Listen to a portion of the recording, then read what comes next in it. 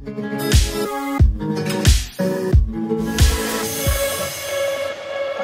et je vais inviter Mohamed. Donc Mohamed qui va nous parler de démystifier GitOps.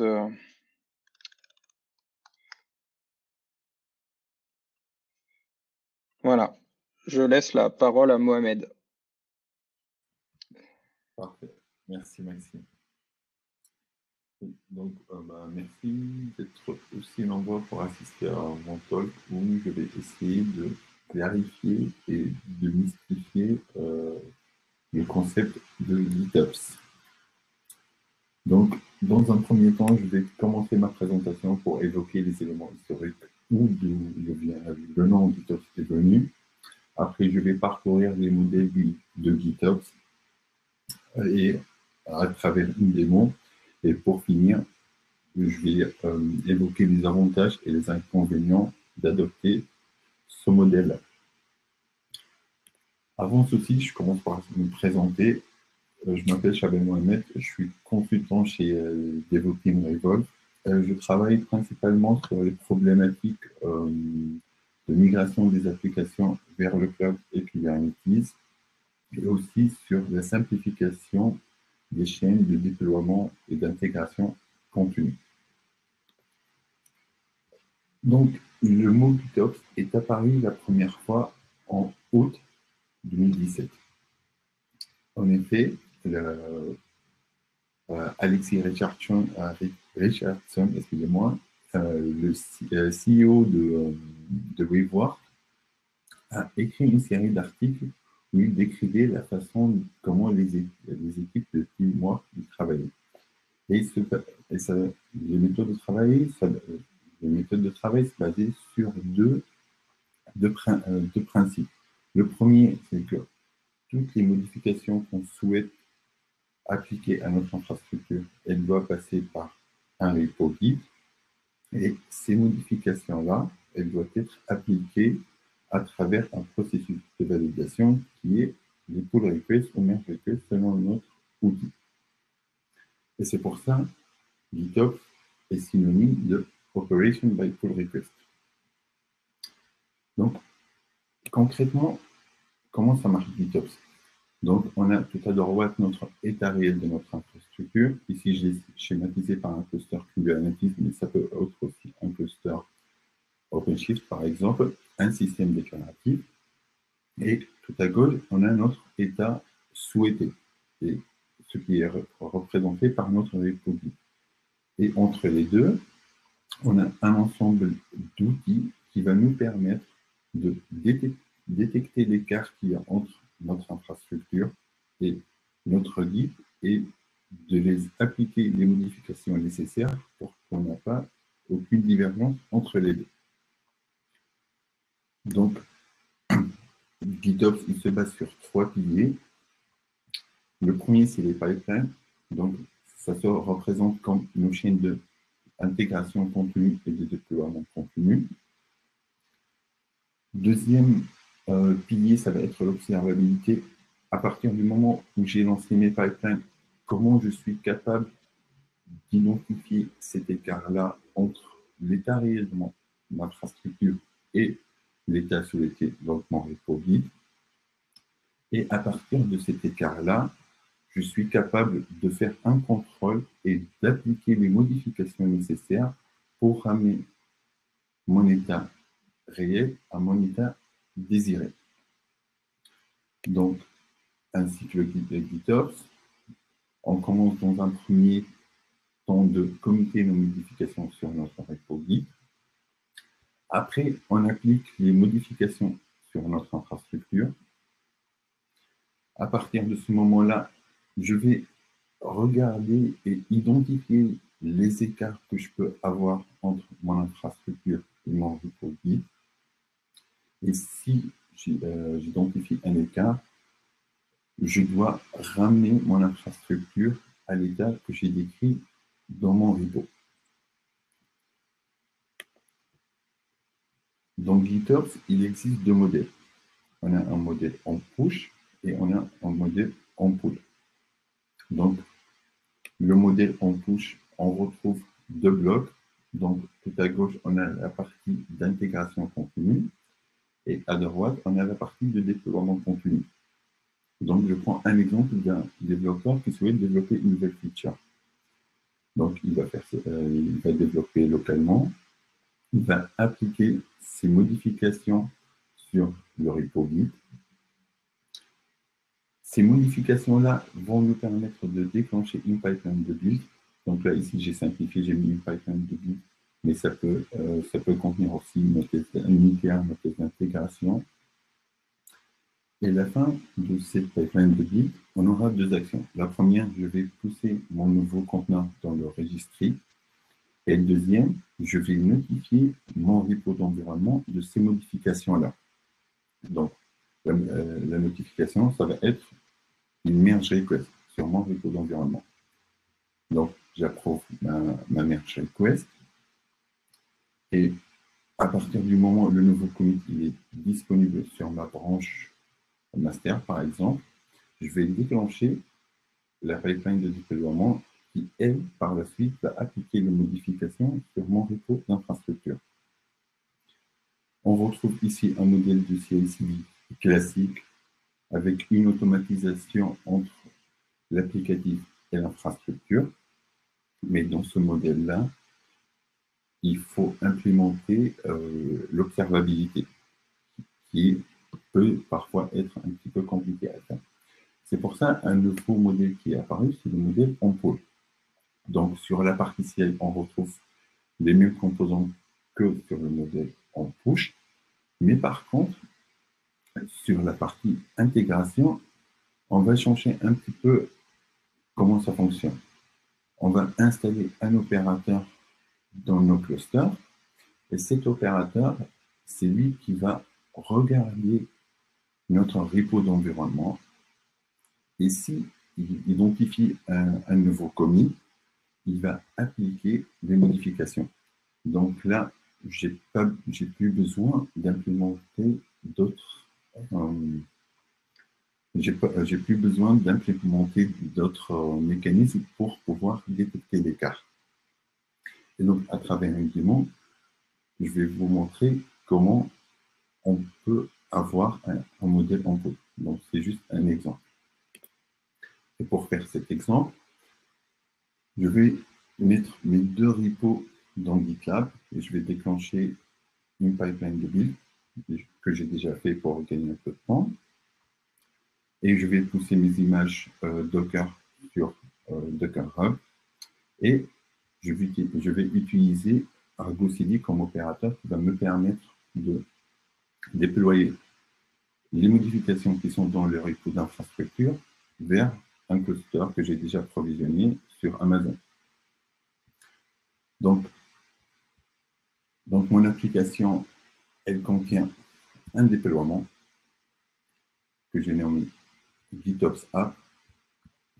Et ici, c'est la spécification d'un déploiement. Donc ici, j'ai la version de mon application. Et je vais injecter dynamiquement le namespace dans lequel je travaille et le nom du pod. Comme ça, j'arrive à distinguer les deux environnements. Donc, l'environnement de dev, je l'ai mis dans un namespace dev. Et mon application, j'ai mis de prod, j'ai mis dans un environnement de prod. Donc, on va voir comment on pourrait faire la promotion de cette nouvelle version du dev vers la production. Donc, ici, j'ai déjà une première version de l'application qui est déployée dans le namespace dev. Donc, le pod qui sert maintenant, c'est GitOps App 79. Et donc, si je regarde mon application qui est en prod, donc, je n'ai pas le logo de CloudNorth. Je vais regarder sur la console d'Argo CD. J'ai déjà défini mes deux applications. Donc, si je regarde ici, j'ai bien mon pod qui tourne avec le service avec l'URL à travers lequel je peux accéder à l'application. Et donc là, je vais souvent, on utilise les tags pour dire que mon application, elle est stable. Donc là, je vais créer un nouveau tag, par exemple, B2.0. Je dis tag Cloud Nord, par exemple. Donc, là, je vais créer mon tag. Donc, le tag va me déclencher une pipeline qui va créer une merge request sur mon repo d'infrastructure. Et donc, du coup, là, je vois ma modification. Donc, j'ai inséré une nouvelle image Cloud Nord avec un rate de 200. Si je vais regarder rapidement donc, dans mon repo d'application à quoi ça ressemble la chaîne dans le deploy, donc en fait, je vais récupérer l'image Docker qui est disponible sur Docker Hub. Je vais la retaguer avec la version v0.2.0. Je vais adapter mes déploiements. Donc, je vais adapter mes déploiements. Par exemple, en dev, je n'ai pas besoin d'avoir une application, mais en prod, j'aurai besoin d'une application. Et après, je vais créer une merge request avec la version que j'essaie de déployer. Donc, cette pipeline-là, elle est déclenchée seulement quand je tape. Donc, si je reviens et je regarde mon repo d'infrastructure, je vois que j'ai une nouvelle merge request qui est deploy new version, donc la version 0.2.0. Et si je vais voir qu'est-ce qu'il y a dans cette merge request, donc je vais regarder les changes et je vois que je vais faire la promotion de la version v0.2.0. Donc, je reviens sur ma merge request et donc pour moi ça me va comme modification et donc du coup je vais lui dire de la merger. Donc maintenant on a fait notre merge request, on l'a approuvé et on passe à la partie déploiement. Donc ici j'ai mon application qui est en prod. Donc là à peu près Argo il met à jour automatiquement la nouvelle version. Je vais juste refresh l'interface pour voir est-ce qu'il a fait un truc. Et là, selon, il est en train de synchroniser et là, il est en train de faire le rolling update, ça veut dire qu'il est en train de décommissionner l'ancienne version, il déploie la nouvelle version. Donc, j'attends qu'il arrive à finir le déploiement. Et donc, là, il a fini. Donc, si je viens sur mon application qui est déployée dans le namespace prod, je regarde, je rafraîchis. Normalement, j'ai mon logo Cloud Nord qui apparaît. Donc là, je reviens sur la présentation. Donc là, on a vu comment on pouvait d'une manière, une chaîne quasi automatisée, le déployer et faire la promotion de notre application, de notre environnement dev vers la production. J'ai rajouté un process manuel pour le merge request parce que souvent c'est bien de partager et que tout le monde soit notifié, mais on pouvait le faire facilement aussi, de faire du continuous delivery aussi.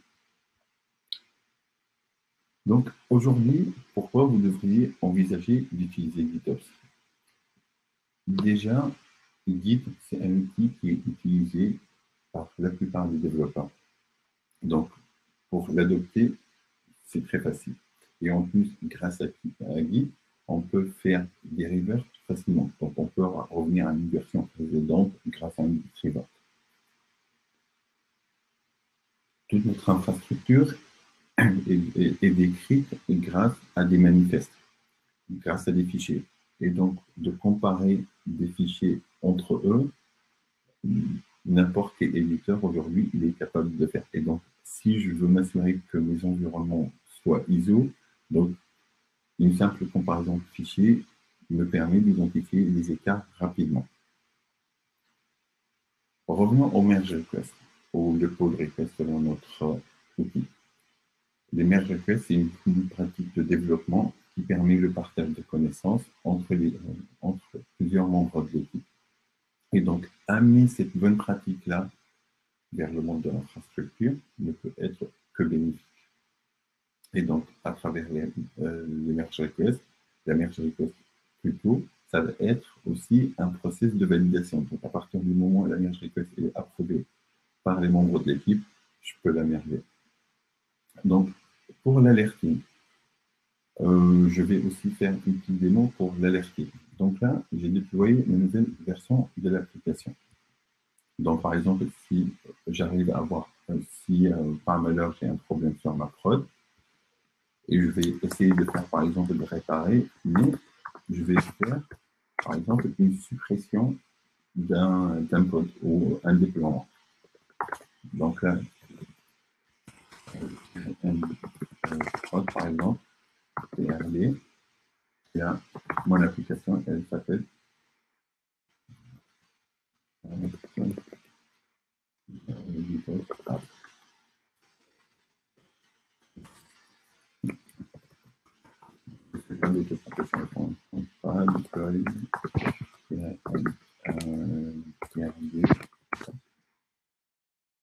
donc, j'ai mon déploiement avec les 3 réplicas. Et là, ça peut arriver avec une intention de supprimer mon déploiement. Donc, dans Kubernetes, normalement, ça, il ne va pas être remonté.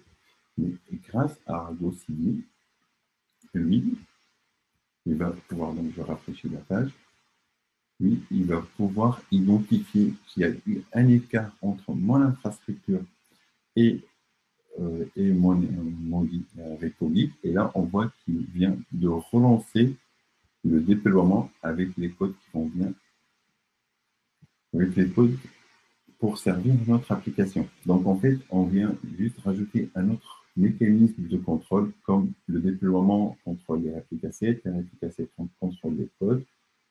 Donc, du coup, avec Argo, on vient faire un contrôle aussi au déploiement. Ça peut être aussi pour les services, pour les configs maps, tous les objets Kubernetes qu'on déploie à travers Git. Par contre, chaque méthode, elle a ses avantages, mais aussi elle a parfois quelques points de vigilance. Donc, à partir du moment où toute notre infrastructure est Git, donc il faut être vigilant sur les messages du commit, parce que ces messages-là vont devenir notre documentation d'infrastructure. Pour revenir à une version précédente, c'est facile, on fait un git revolt. Mais par contre, il faut un peu de rigueur pour s'assurer des compatibilités qu'on peut avoir au niveau des API et bases de données. C'est-à-dire, mon application avec la version N doit être compatible avec mon application avec la version N+1. Le process de merge request est très bien adopté aujourd'hui dans le monde de développement et même dans le monde de l'offre, mais parfois il nous demande de pouvoir basculer entre deux tâches facilement. Donc là, on a parlé des différentes méthodes de GitOps, on a parlé des avantages et des inconvénients, mais peut-être il y a un point qui est venu à l'esprit, c'est les secrets. On sait que pousser des secrets dans un repo Git, c'est une mauvaise pratique, ou bien les pousser en clair, ce n'est pas une bonne pratique, et ça va donner des droits à des gens qui n'ont pas de droit de les avoir, par exemple les mots de passe d'une base de données en prod. C'est pour ça qu'il ne faut jamais les committer.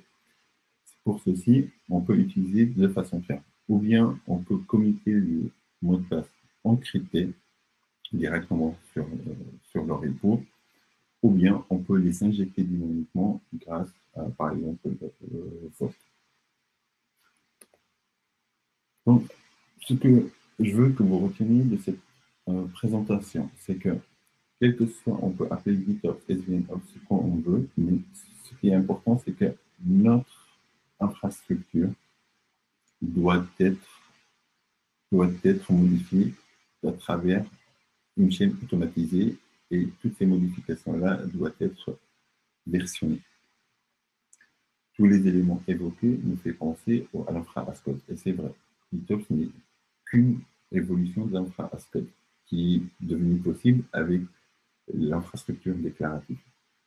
Et pour finir, aujourd'hui, beaucoup d'outils sont en train d'utiliser le librairie GitOps Engine. Donc, Argo, c'est lui qui l'a initié, qui va nous proposer, par exemple, l'alerting, qui va nous proposer aussi le selfie, comme on a vu tout à l'heure, j'ai supprimé un déploiement, il a ramené. Donc, vous pouvez aujourd'hui voir avec vos outils actuels si vous avez déjà cette librairie-là. Donc, je sais par exemple, GitLab, peut-être il y a un mois, ils ont annoncé ça aussi. Donc, et pour finir mon talk, seulement ce qu'on décrit et seulement ce qui est décrit et observé peut être automatisé, contrôlé et accéléré. Donc, si vous voulez aller beaucoup plus vite et faire des livraisons beaucoup plus fréquemment, vous devez savoir, vous devez décrire et observer ce que vous faites. Merci beaucoup. Et donc, je regarde s'il y a des questions.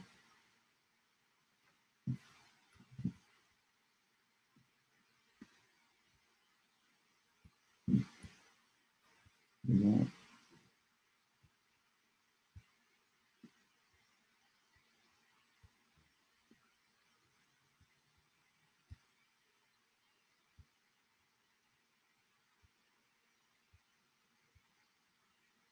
Maxime, je ne sais pas si tu as vu des questions ou pas.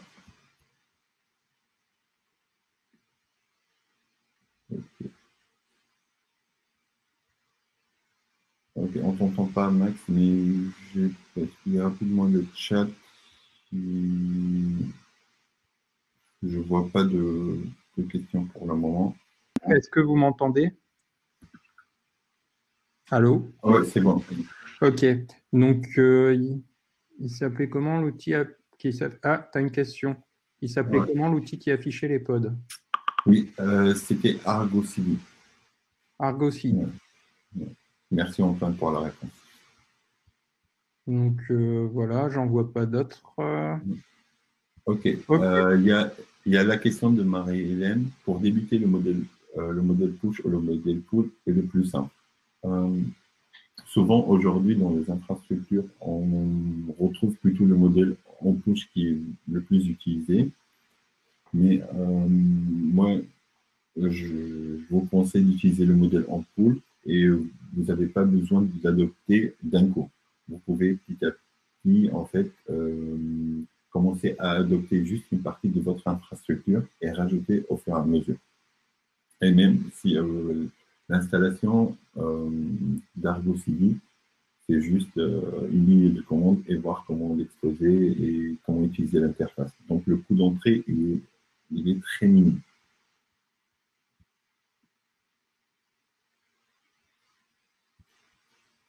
Ok. Donc après, s'il y a des questions qui vous reviennent, vous pouvez me contacter sur Twitter, donc Chabel Mohamed. Merci beaucoup. Max, ton micro, il est coupé. J'ai du mal avec le micro aujourd'hui. Alors, tu peux partager ton Twitter dans le chat pour les gens s'ils veulent te contacter. Je vous invite tous à venir salle 1 pour la table ronde sur les métiers du cloud. Voilà, rendez-vous salle 1.